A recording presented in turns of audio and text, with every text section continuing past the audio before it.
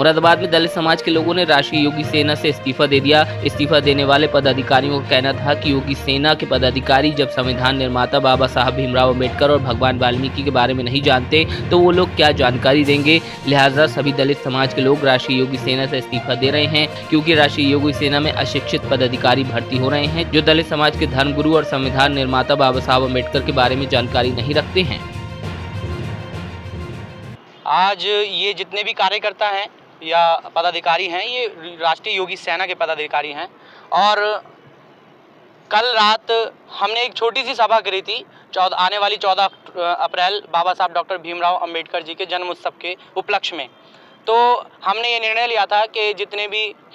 अपने हिंदू समाज में संगठन चल रहे हैं वो समाज के संगठन बाबा साहब का जन्म दिवस मनाएंगे। तो हमारे पदाधिकारी गण अरुण वाल्मीकि जी ने एक पदाधिकारी योगी सेना के राष्ट्रीय योगी सेना के पदाधिकारी जो महानगर के उपाध्यक्ष हैं कुलदीप, उनसे बात करी। तो उनकी बात से, चूँकि मैं भी साथ में खड़ा था और स्पीकर ऑन था, उनकी बातों से पता चला। उनसे पूछा गया कि 14 तारीख आपको याद है बड़े भैया? तो उन्होंने बोला कि मुझे नहीं पता कि 14 तारीख को क्या होता है, और ना मेरे माता पिता ने बताया कि इस दिन बाबा साहब का जन्म उत्सव होता है, और ना मैं बाबा साहब के कोई कार्यक्रमों में उपस्थित होता। तो और उन्होंने एक बात और कही इष्ट परमात्मा भगवान वाल्मीकि जी के लिए कि मैं पहले परमात्मा भगवान वाल्मीकि जी की बहुत पूजा करता था, लेकिन अब मैं बिल्कुल भी परमात्मा या किसी भगवान को नहीं मानता हूँ। और दूसरी बात, हमारा जो मुद्दा है, जो हमने ये राष्ट्रीय योगी सेना इन लोगों ने छोड़ी सबने,